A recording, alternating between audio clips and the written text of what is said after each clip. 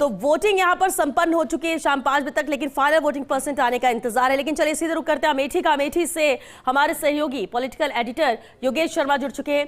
योगेश जी, सुबह जब वोटिंग शुरू हुई थी सुबह 7 बजे, उसके बाद से चर्चा की इस सीट को लेकर, वोटिंग परसेंट को लेकर, अमेठी के ट्रेंड को लेकर, जमीनी स्तर पर क्या नजर आया है। लेकिन अब जबकि वोटिंग संपन्न हो चुकी है, फाइनल वोटिंग परसेंट आने का इंतजार है, पूरे दिन का लबोलुबाब क्या नजर आया आपको, क्या हाइलाइट्स आपकी नजर में, खासतौर से अमेठी रायबरेली को लेकर बात करें तो, और इसके बाद सभी 49 सीटों पर?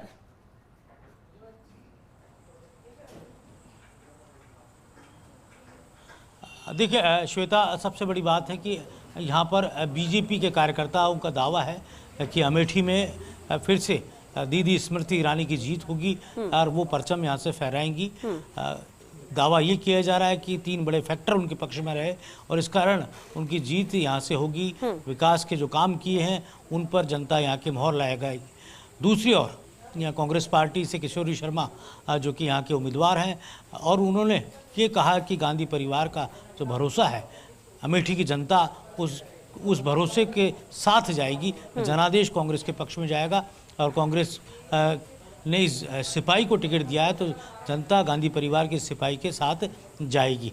और यहाँ पर जो राजनीतिक समीकरण है, जो बातें जो राजनीतिक तौर पर सामने आ रही है कि यहाँ कांग्रेस का श्वेता परंपरागत मतदाता था दलित, ब्राह्मण, मुस्लिम, और दलित में पासी और दलित, और फिर मुस्लिम और ब्राह्मण।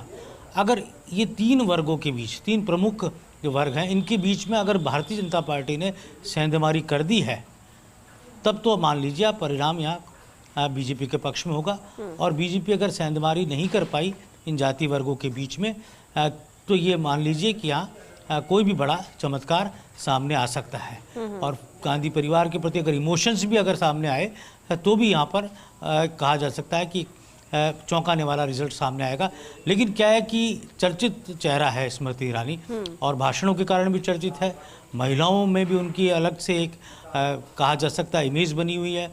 युवा जो वर्ग है, ख़ासतौर से हिंदू वोटर्स के मन में, जो युवा वोटर्स के मन में उनको लेकर एक क्रेज़ है, तो वो क्रेज़ क्या बरकरार रहेगा, किशोरीलाल शर्मा के साथ वो क्रेज़ दिखेगा। ये तमाम जो राजनीतिक हलकों में समीकरण है वो यहाँ के नज़र आते हैं। दूसरी ओर इसी से सटा रायबरेली है, जहाँ राहुल गांधी उम्मीदवार है, और राहुल गांधी की उम्मीदवारी से पूरा चुनाव एक तरह से कहा जाए तो राजनीतिक तौर पर देश के मानचित्र पर छाया रहा।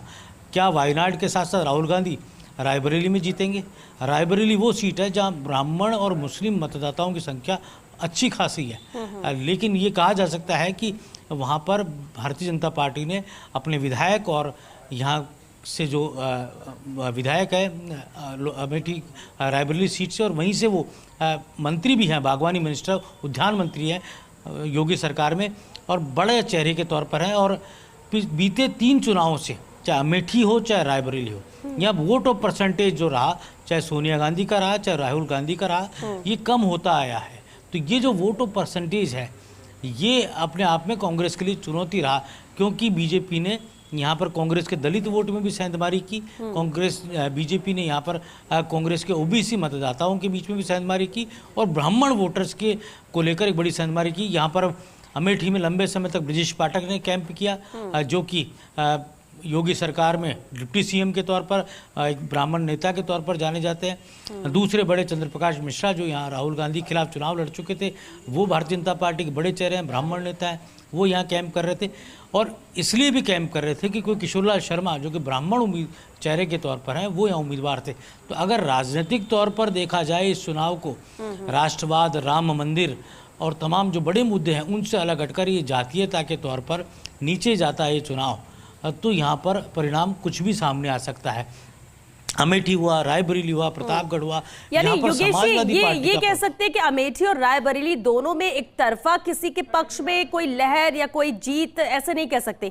दोनों सीट पर कंपटीशन टफ है, कड़ी टक्कर है, और कुछ भी हो सकता है, या वाकई में कोई प्लस जा रहा है? देखिए श्वेता, यहाँ पर लहर यहाँ नहीं दिखी, इसमें सच्चाई की बात है कि लहर नहीं दिखी। लहर को लेकर कोई बहुत बड़ा यहाँ पर क्रेज लहर का नहीं दिखा। अंडर करंट में जरूर कई बातें हो सकती है जो चलती हुई नजर आई, लेकिन अंडर करंट में गांधी परिवार भी था, अंडरकरंट में राम मंदिर भी था, अंडरकरंट में मोदी फैक्टर भी था, योगी फैक्टर भी था। लेकिन बड़े स्तर पर सतही तौर पर जो लहर हमें दिखाई देती है, जो लहर हमें नजर आती है कि बिल्कुल पलट देंगे, बाजी को इधर से उधर ले जाएंगे, वो लहर इस बार यहाँ पर नहीं दिखी है। ये बिल्कुल यहाँ के जो मतदाता हैं, हमने हर मतदाता से बात की है, जहाँ जिनसे भी मिले हैं, चाहे कि थड़ी पर हो, चाहे किसी भी चौपाल पर गए हों, तो वहाँ एक ही बात सामने आई कि कड़ा मुकाबला है, कड़ा मुकाबला है, कड़ा मुकाबले, कड़े मुकाबले की बात जरूर आ रही है। और जो बीजेपी का कोर वोटर है वो स्मृति ईरानी को आगे बता रहा है बीजेपी का। लेकिन ये ज़रूर है कि रायबरेली में एज यहाँ पर राहुल गांधी को दिखाई दी है। रायबरेली के जो लोगों के मन में है वो जो पुराना एक फैक्टर रहा है गांधी परिवार का। 5 बार वहाँ पर आपको ध्यान, ये बीता चुनाव भी पूरे उत्तर प्रदेश में एक ही सीट कांग्रेस की आई थी और वो यहाँ पर सोनिया गांधी की आई थी। और एक सबसे बड़ी बात कि इन दोनों सीटों पर सोनिया गांधी और राहुल गांधी कमोबेश 2-3 बार आए। प्रियंका गांधी पूरी तरह यहाँ पर उन्होंने ही पूरा ये चुनाव संभाला। अमेठी अशोक गहलोत यहाँ पर ऑब्जर्वर रहे और रायबरेली में भूपेश बघेल ऑब्जर्वर रहे कांग्रेस के, लेकिन पूरा चुनाव सुना। दूसरी तरफ बीजेपी ने यहाँ पर अपने तमाम बड़े चेहरों को, मंत्रियों को, जातीय तौर पर जो यहाँ पर चेहरे बीजेपी के जाने जाते हैं, उन्होंने अपनी ताकत झोंकी और उन्होंने यहाँ पर स्मृति ईरानी के पक्ष में प्रचार किया और रायबरेली में प्रचार किया। तो कहा जा सकता है यहाँ पूरी तरह भारतीय जनता पार्टी ने गोलबंदी इन दोनों सीटों पर की और पूरी तरह जातीय समीकरणों के मुताबिक भी यहाँ पर संगठन में शुरू में पद दिए गए थे। जब चुनाव हो रहा था उससे पहले यहाँ पर संगठन में चाहे जिला अध्यक्षों की नियुक्ति हो, चाहे मंडल और ब्लॉक के अंदर की नियुक्तियाँ हो, तमाम कहा जा सकता है यहाँ जातिगत समीकरणों को भारतीय जनता पार्टी ने साधा था। लेकिन अब वो समीकरण चुनाव के वक्त किस तरफ जाते हैं, क्योंकि चुनाव एक अलग तरह का कहा जा सकता है, समीकरणों का अलग खेल होता है, नज़रिया लोगों का बदल भी जाता है। अब वो बदलता हुआ नज़रिया किस और रुझान करेगा ये ज़रूर है। लेकिन ये चुनाव ज़रूर इस बार मंडा हुआ नज़र आया है, अमेठी की सीट पर भी, रायबरेली की सीट पर भी। और ऐसा नहीं है श्वेता कि ये पहली बार है, ये सीट सदैव ही बीजेपी या गैर जो कांग्रेस के दल हैं उनके लिए हमेशा ये सीट कांटे की रही है, क्योंकि कांग्रेस पार्टी का पुराना यहाँ पर एक धरातल रहा है गांधी परिवार के कारण भी। आपको ध्यान, या अमेठी जो है फिरोज गांधी, संजय गांधी, राजीव गांधी, ये उनका दबदबा रहा। दूसरी तरफ रायबरेली, इंदिरा गांधी, फिर उसके बाद सोनिया गांधी और कहा जाता शीला कौल को यहाँ कांग्रेस ने टिकट दिया, वो चुनाव जीती थी। ऐसा नहीं कि गैर गांधी नहीं जीते, अमेठी से कैप्टन सतीश शर्मा को गांधी परिवार ने टिकट दिया, वो यहाँ पर चुनाव जीते थे। और गैर गांधी परिवार का रिकॉर्ड भी यहाँ पर कहा जा सकता है कि बहुत अच्छा रहा। संजय सिंह भी यहाँ से चुनाव जीते थे, लेकिन यहाँ पर हार भी हुई है। 77 के दौरान जब आपातकाल के बाद का मसला था और इंदिरा गांधी के खिलाफ लहर चली, तब रायबरेली से वो राजनारायण से हारी। संजय गांधी यहाँ पर राजा भैया से चुनाव हार गए थे अमेठी का।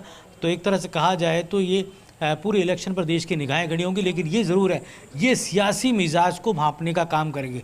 यहाँ के रिजल्ट्स देश के भी सियासी मिजाज को भांपने का काम करेंगे, उत्तर प्रदेश के सियासी मिजाज को भी भांपने का काम करेंगे। क्योंकि अमेठी, रायबरेली, प्रतापगढ़ का जो इलाका है, इस बार यहाँ पर भारतीय जनता पार्टी को कड़ी मशक्कत करनी पड़ी है। और आपको ध्यान है, बीता जब पहली बार जब नरेंद्र मोदी का फेस यहाँ पर डिक्लेयर हुआ था देश के अंदर प्रधानमंत्री के तौर पर, तब अमेठी और इस इलाके को राजस्थान में जो भारतीय जनता पार्टी के संगठन महामंत्री थे चंद्रशेखर, वो इस इलाके से ताल्लुक़ रखते हैं, पूर्वांचल से, उन्होंने इस अवध की इस पट्टी को संभाला था और काफ़ी अच्छे परिणाम उस दौरान आए थे।